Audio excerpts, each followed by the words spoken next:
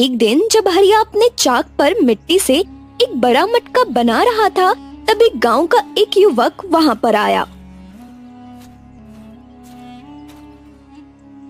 अरे भैया, राम राम। अरे भैया, मुझे एक मटका दे दो। सुना है आपके बनाए हुए मिट्टी के बर्तन बहुत टिकाऊ होते हैं। लो भैया, दे दो। हाँ। जरूर जरूर जरूर भैया, तुम बैठो, मैं तुम्हें सबसे अच्छा मटका दूंगा। अच्छा ये बताओ, तुम्हारे घर में मटका पानी रखने के लिए चाहिए या किसी और काम के लिए? अरे भैया, मटका तो पानी रखने के लिए ही चाहिए। अरे गर्मी के मौसम में ठंडे पानी पीने का आहा मजा ही कुछ और है। दिखाओ भैया, बढ़िया वाला मटका दिखाओ।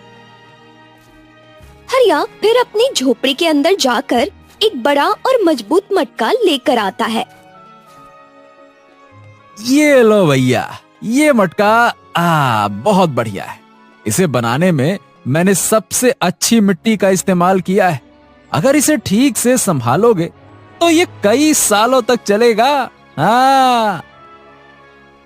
हाँ, बहुत बढ़िया भैया, बहुत बढ़िया। सचमुच आपके बनाए हुए बर्तनों का कोई जवाब नहीं है। अच्छा, अब ये बताओ कितने पैसे दूं इसके? भैया, 20 रुपया हुआ है आपका। 20 रुपया? हाँ, ये तो बहुत सस्ता है भैया। इतना अच्छा मटका इतने कम पैसे में, ये कैसे? अरे भैया, ये मेरा काम है। मैं जो बनाता हूँ वो दिल से बनाता हूँ। पैसे तो सिर्फ काम का हिस्सा है। हाँ, क्या बात है, क्या बात है, क्या बात। आप सचमुच बहुत अच्छे इंसान हैं भैया। मैं हमेशा आपके पास ही आऊंगा। चलिए, राम राम। फिर वो व्यक्ति पैसे देकर वहां से चला जाता है। एक दिन अचानक से राजा को हरिया के बारे में पता चला। राजा ने सैनिकों की मदद से हरिया को महल बुलाया। हरिया, तुम्हारे बारे में बहुत सुना है। गांव में तुम्हारे बनाए बर्तनों की बहुत तारीफ हो रही है। मुझे ये जानकर बहुत खुशी हुई कि तुम इतने कुशल कुम्हार हो। धन्यवाद महाराज। मैं तो बस अपनी मेहनत और कला के जरिए लोगों की मदद करने की कोशिश करता हूँ, और बस भगवान की कृपा है। ठीक है, ठीक है। तो मैं चाहता हूं कि तुम मेरे लिए एक ऐसा कलश बनाओ जो राजमहल की शोभा बढ़ाए। ये कलश न केवल सुंदर हो, बल्कि वो सबसे अनोखा भी हो। हाँ जी महाराज, जी जी। ये तो मेरे लिए बहुत बड़े सम्मान की बात है कि आपने मुझ पर इतना विश्वास किया। मैं पूरे मेहनत से काम करूंगा ताकि मैं आपकी अपेक्षाओं पर खरा उतर सकूं। धन्यवाद महाराज, धन्यवाद। ठीक है, ठीक है, ठीक है। मैं तुम्हें 1 सप्ताह का समय देता हूं। बढ़िया काम करके दिखाओ। ठीक है महाराज, ठीक है, ठीक है। मैं 1 सप्ताह के भीतर आपकी अपेक्षाओं पर खरा उतरने की पूरी कोशिश करूंगा। धन्यवाद महाराज, धन्यवाद। धन्यवाद।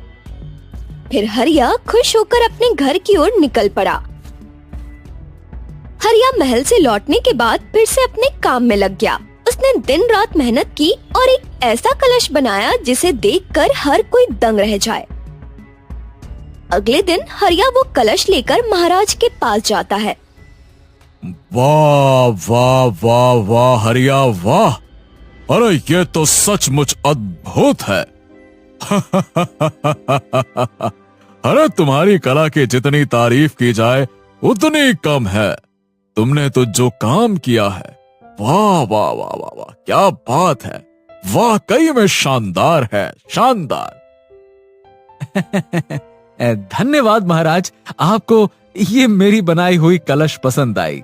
यही मेरे लिए बस बहुत बड़ी बात है।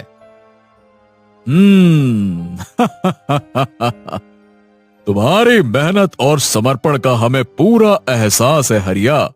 मैं तुम्हें पुरस्कार स्वरूप सोने के सिक्के देना चाहता हूं, ताकि तुम्हारी कला और मेहनत को और अधिक प्रोत्साहन मिले। फिर हरिया सिक्के लेकर घर की ओर निकल पड़ता है। अगले दिन मंत्री महाराज के पास टूटा हुआ कलश लेकर जाता है। महाराज महाराज महाराज महाराज, ये देखिए महाराज, हरिया ने हमारे साथ धोखा किया है। अरे महाराज, ये कलश हरिया की बनाई हुई है, जो एक दिन में ही टूट गई। इससे साबित होता है महाराज कि उसकी कला इतनी अच्छी नहीं थी जैसा कि आपने सोचा था। मंत्री जी, ये तो बहुत गंभीर बात है। हरिया ने अपनी कला से हमारा दिल जीता था। अगर उसने सच में धोखा दिया है तो ये सहन नहीं किया जाएगा। लेकिन हमें जल्दबाजी में कोई निर्णय नहीं लेना चाहिए। पहले मामले को गहराई से समझना चाहिए। अरे महाराज, मैं हूं ना, मैं समझाता हूं आपको। परंतु ये टूटे हुए कलश को देखकर आप देखिए, साफ साफ पता चलता है कि उसकी कला में ही कोई खोट है। नहीं तो एक दिन में कैसे टूट सकता है? खुद ही सोचिए, इतना पक्का कलश होता तो क्यों टूटता? ठीक है मंत्री जी, ठीक है, लेकिन हो सकता है कि ये किसी दुर्घटना का परिणाम हो। हमें हरिया को एक और मौका देना चाहिए ताकि वो अपनी बात रख सके। हरिया को तुरंत दरबार में बुलवाया जाए। महाराज आदेश देते हैं कि हरिया को तुरंत महल बुलाया जाए।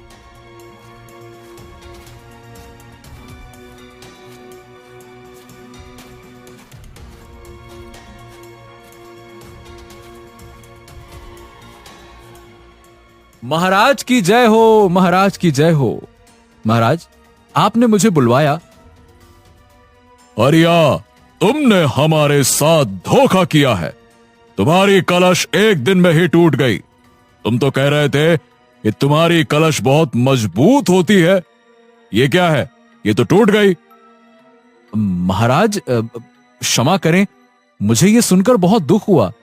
मैंने वो कलश पूरी मेहनत और ईमानदारी से बनाई थी। अगर वो टूट गई है तो जरूर कोई और वजह होगी। मैं आपसे प्रार्थना करता हूं महाराज कि मुझे अपनी बात रखने का मौका दीजिए।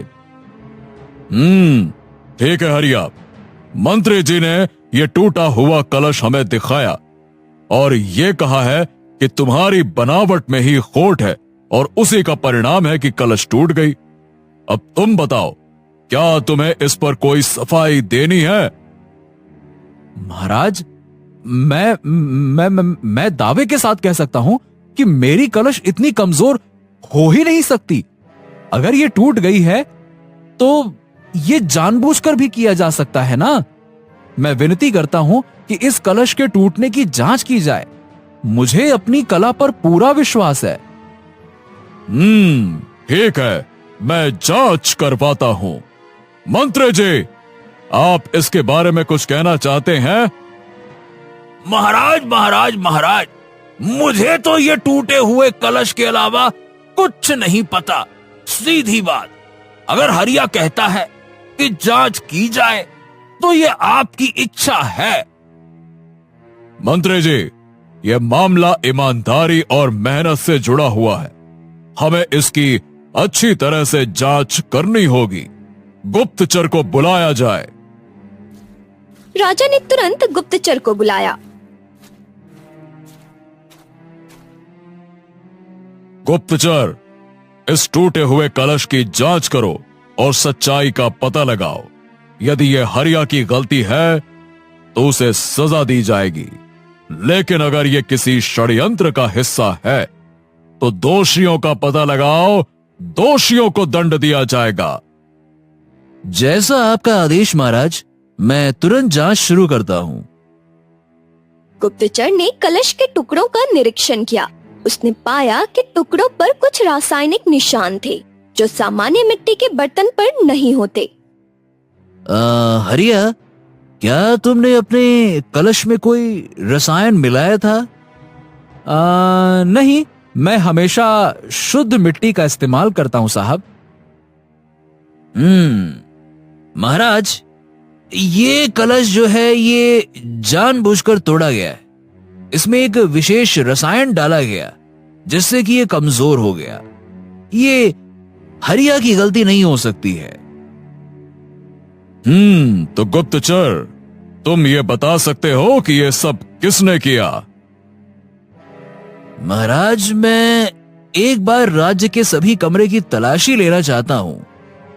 शायद वहीं से हमें कुछ सुराग मिल जाए। ठीक है गुप्तचर, तुम्हें मेरी अनुमति है। हर कमरे की तलाशी लो और इस षड्यंत्र की जड़ तक पहुंचो। बस तुम जल्दी से दोषी को मेरे सामने लेकर आओ। जैसा आपका आदेश महाराज, मैं तुरंत सभी कमरों की तलाशी करता हूं। गुप्तचर ने महल के हर कमरे की बारीकी से तलाश शुरू की। तभी उन्हें मंत्री के कक्ष में एक छोटी शीशी मिली जिसमें वही रसायन था जो टूटे हुए कलश पर पाया गया था।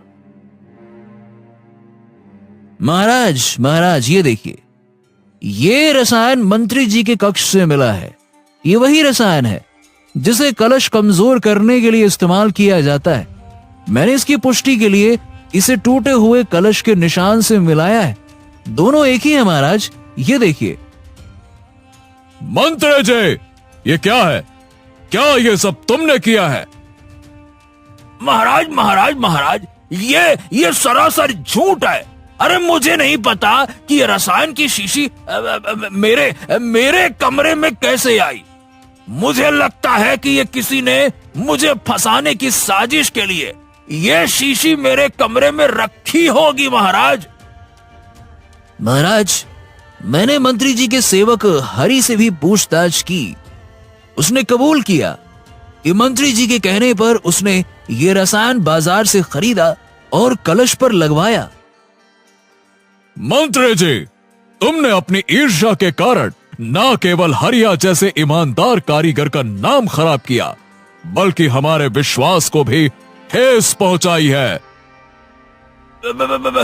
महाराज, क्षमा करें, मुझसे गलती हो गई। कृपया मुझे क्षमा करें, बहुत बड़ी गलती हो गई। तुम्हारी यह गलती क्षमा योग्य नहीं है। तुम्हें राज्य की सेवा करने का अवसर दिया गया था और तुमने उसका दुरुपयोग किया। तुम्हें तुरंत पद से हटाया जाता है और कारावास की सजा सुनाई जाती है। सैनिकों! राजा ने मंत्री की करतूतों के लिए उसे कड़ी सजा सुनाई ताकि ऐसा कृत्य भविष्य में कोई और ना कर सके। हरिया, तुमने ईमानदारी और मेहनत से हमें यह सिखाया कि कभी भी किसी पर शक नहीं करना चाहिए। तुमने अपनी कला से न केवल हमारा दिल जीता, बल्कि तुमने हमें सच्चाई का रास्ता भी दिखाया। राजा की न्यायप्रियता और हरिया की सच्चाई ने ये साबित कर दिया कि अच्छाई और ईमानदार के सामने कोई षड्यंत्र टिक नहीं सकता।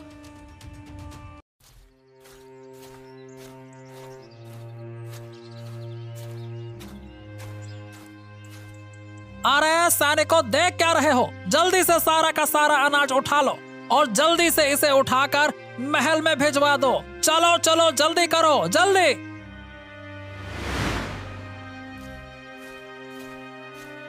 मंत्री जी, आप ये क्या कर रहे हैं? ये तो मेरे पूरे साल की मेहनत है। ये तो अन्याय है, सरासर अन्याय। सुन, ये राजा की आज्ञा है, कोई अन्याय नहीं। इतना ही नहीं, कान खोल के सुन ले, राजा ने यह भी बोला है कि अब से सारी जमीन भी राजा की है। समझा क्या? राजा की है। क्या? मंत्री जी, मेरे पास इस जमीन के अलावा कुछ नहीं है। मैं अपना परिवार कैसे चलाऊंगा? अरे मैं वो सब नहीं जानता, तुम क्या करोगे क्या नहीं करोगे। सीधी बात है, तुम्हें जो भी कहना है वो राजा के पास आकर कहना, समझे? हे ऊपर वाले, ये कैसा न्याय है? हमारे साथ इतना अन्याय क्यों?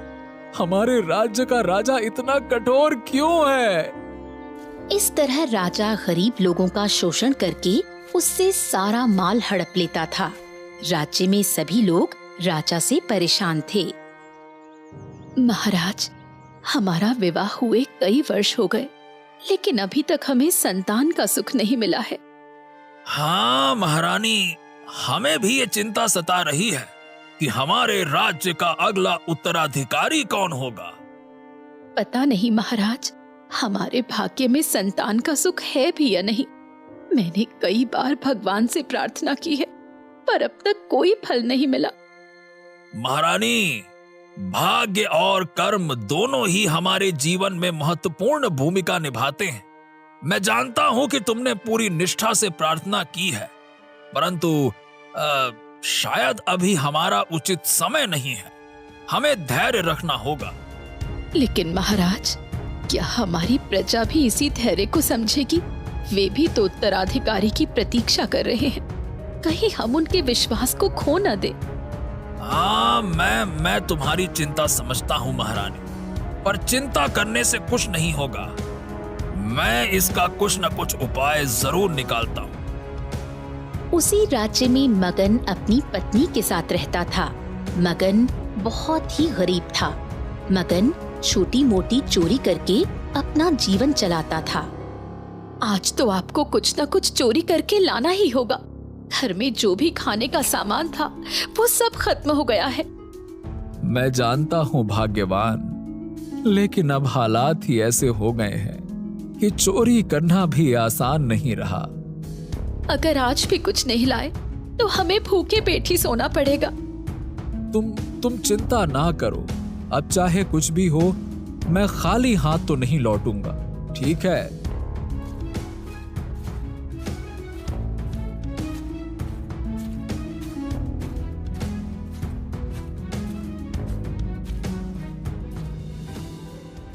महाराज, आप इतने चिंतित क्यों हैं? हाँ, क्या बताऊं गुप्तचर, मेरे राज्य का भविष्य मुझे अंधकार में दिखाई दे रहा है। महारानी और मैं वर्षों से संतान के सुख की प्रतीक्षा कर रहे हैं, पर अब तक हमें कोई संतान नहीं मिली। मुझे चिंता है कि मेरे बाद इस राज्य का उत्तराधिकारी कौन होगा। महाराज, मुझे सुनने में आया है कि पास के जंगल में एक बहुत बड़े साधु महाराज आए हैं। कहा जाता है कि वो बहुत सिद्ध पुरुष हैं और जिनके आशीर्वाद से कई लोगों की इच्छाएं पूरी हुई हैं। हो सकता है कि उनके आशीर्वाद से आपको भी संतान सुख प्राप्त हो सके। क्या सच में? क्या तुम सच कह रहे हो? ऐसे महापुरुष हमारे राज्य में हैं और मुझे अब तक कोई खबर नहीं मिली। ये क्या? जी क्षमा करें महाराज, वो कुछ दिनों पहले ही यहाँ आए हैं। उनके चमत्कारों के बारे में दूर दूर तक चर्चाएं हो रही हैं। वो एक बहुत पहुंचे हुए और सिद्ध पुरुष हैं महाराज। अगर ये बात सच है तो ये हमारे लिए आखिरी उम्मीद हो सकती है। ठीक है, मैं खुद जाकर उनसे मिलूंगा और उनका आशीर्वाद लूंगा। जी महाराज, अगर आप आज ही चलें तो ठीक रहेगा। साधु महाराज कुछ ही दिनों के लिए यहाँ ठहरे हैं। अगर वो यहाँ से चले गए तो शायद बाद में उनको ढूंढना मुश्किल हो जाएगा।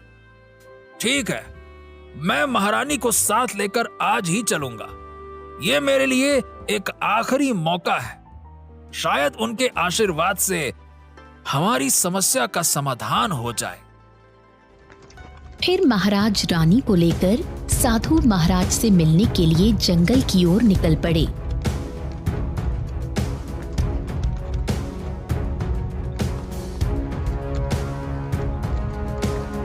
कुछ देर बाद उन्हें वो साधु महाराज मिल जाते हैं।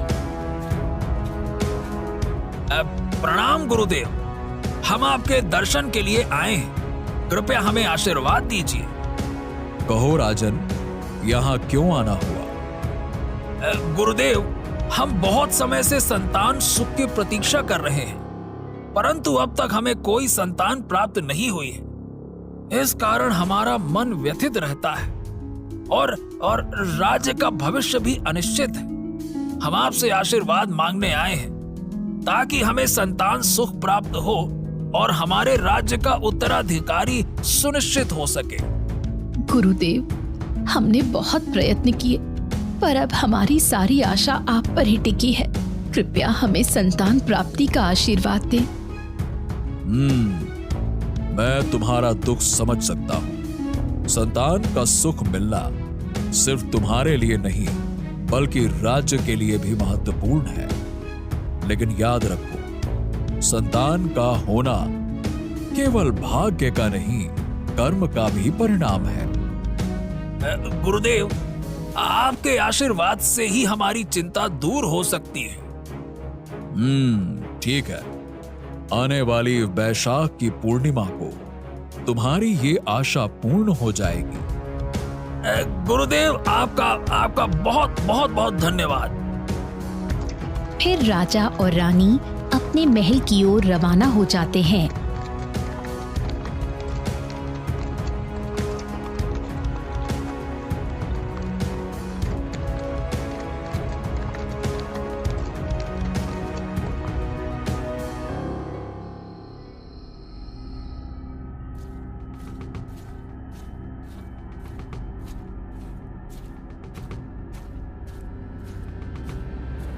महाराज, आप परेशान मत होइए, अब वैद्य जी आ चुके हैं। मंत्री, हमने इस दिन के लिए कितने सालों से इंतजार किया है। जी महाराज, मैं समझता हूँ कि यह दिन आपके लिए कितना महत्वपूर्ण है। तभी वैद्य जी कमरे से बाहर आते हैं।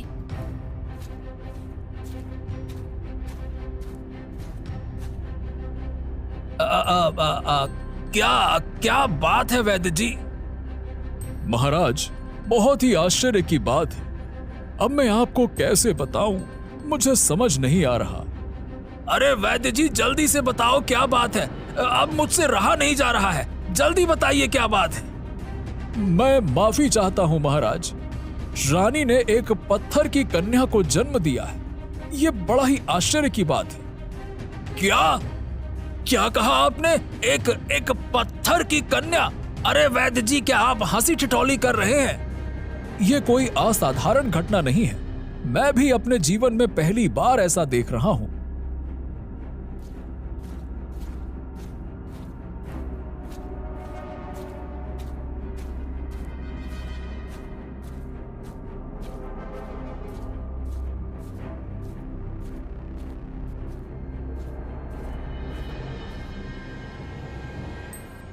ये क्या? किंतु वैद्य जी, ये संभव कैसे है? वो तो मेरी भी समझ से बाहर है महाराज। ये सब ऊपर वाले की लीला है। मैं और आप इसमें क्या ही कर सकते हैं। जैसे ही रात होती है, मगन चोरी करने के लिए राजमहल में आता है। हाँ, ये गुड़िया बड़ी कीमती होगी, वरना रानी अपने साथ थोड़ी ना रखती। हाँ, चलो चलो, ये ले चलता हूं।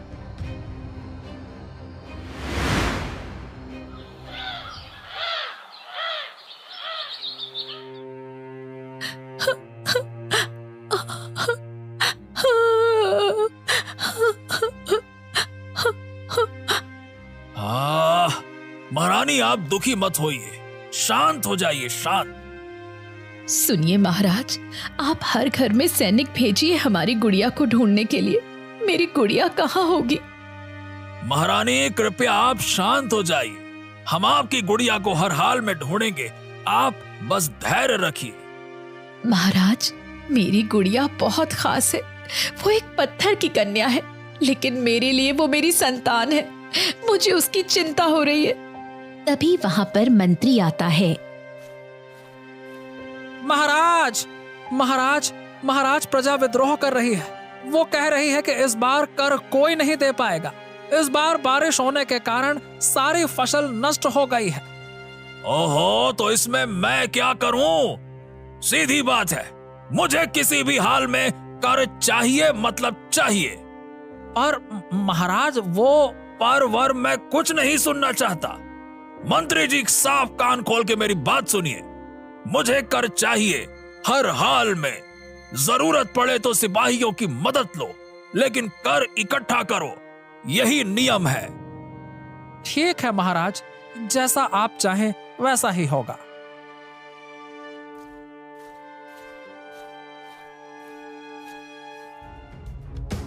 अरे ये क्या? ये तो एक गुड़िया है, कितनी सुंदर है। ए जी, सुनते हो? जल्दी यहाँ आइए।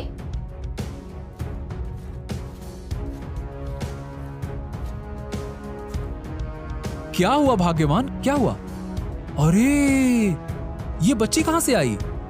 वही तो सोच रही हूँ मैं, आप इस बच्ची को चुरा कर लाए हैं? क्या? मैं बच्ची क्यों चुराऊंगा?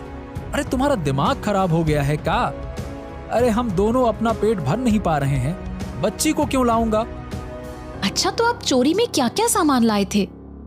अरे मैं तो सिर्फ एक मोती का हार और पत्थर की गुड़िया लाया था, बस। इसका मतलब वो पत्थर की गुड़िया ही बच्ची बन गई। महाराज, हमें उस साधु महाराज के पास जाना चाहिए, वो जरूर हमारी मदद करेंगे। हाँ महारानी, तुम्हारी बात बिल्कुल सही है। राजा और महारानी फिर से साधु महाराज से मिलने के लिए जंगल की ओर निकल पड़े।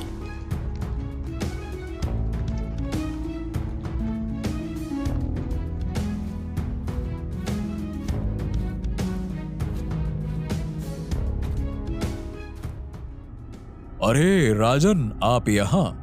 क्या हुआ? फिर कोई मुसीबत आ गई क्या? प्रणाम गुरुदेव, प्रणाम।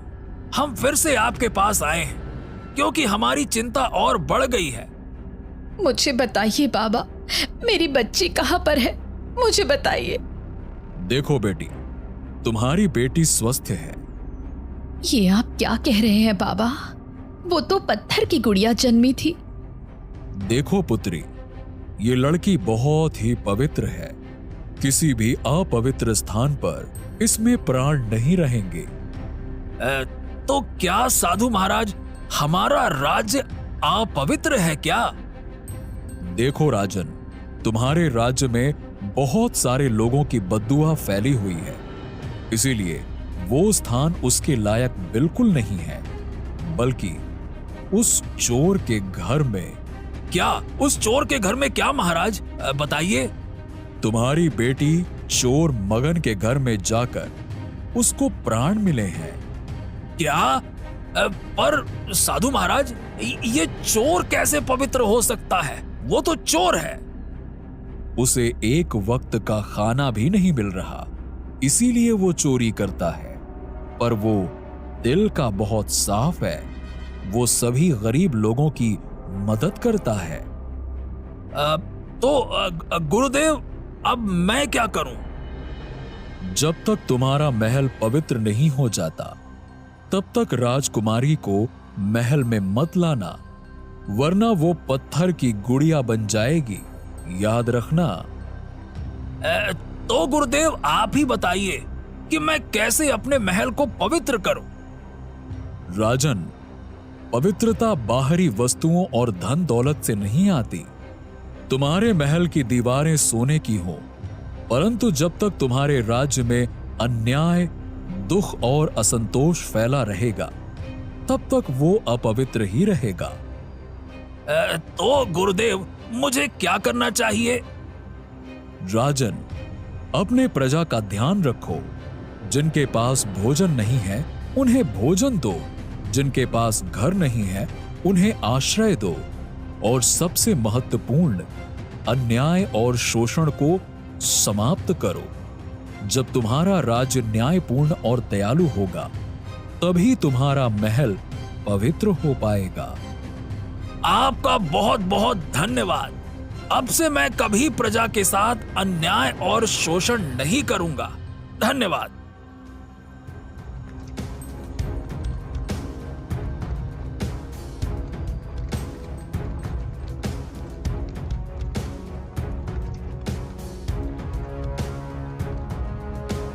मंत्री जी, अब से हमारे राज्य में कोई भी व्यक्ति दुखी या भूखा नहीं रहना चाहिए। जिनके पास खाने के लिए अनाज नहीं है, उन्हें हमारे महल से अनाज दिया जाए। ठीक है, आज से ये लागू किया जाए। क्या? जी महाराज, मैं तुरंत इसकी व्यवस्था करता हूँ।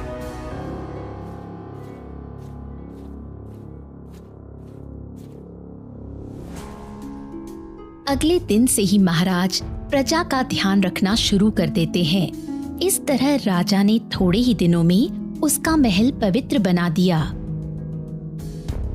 हाँ महारानी, मुझे लगता है कि अब हमारा महल पवित्र हो चुका है। हाँ महाराज, अब हमें हमारी पुत्री को हमारे महल में लाना चाहिए। हाँ रानी, तुम्हारी बात बिल्कुल सही है। फिर राजा और रानी मगन के घर की ओर निकल पड़ते हैं।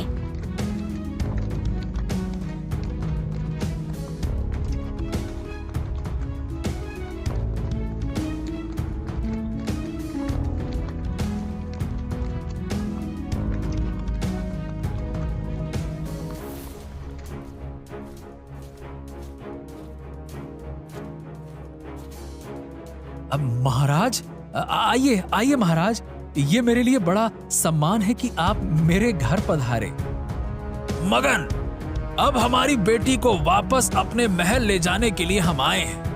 अब हमारा महल पवित्र हो चुका है और हमारी प्रजा खुशहाल है। महाराज, ये सुनकर तो मुझे अत्यंत खुशी हो रही है।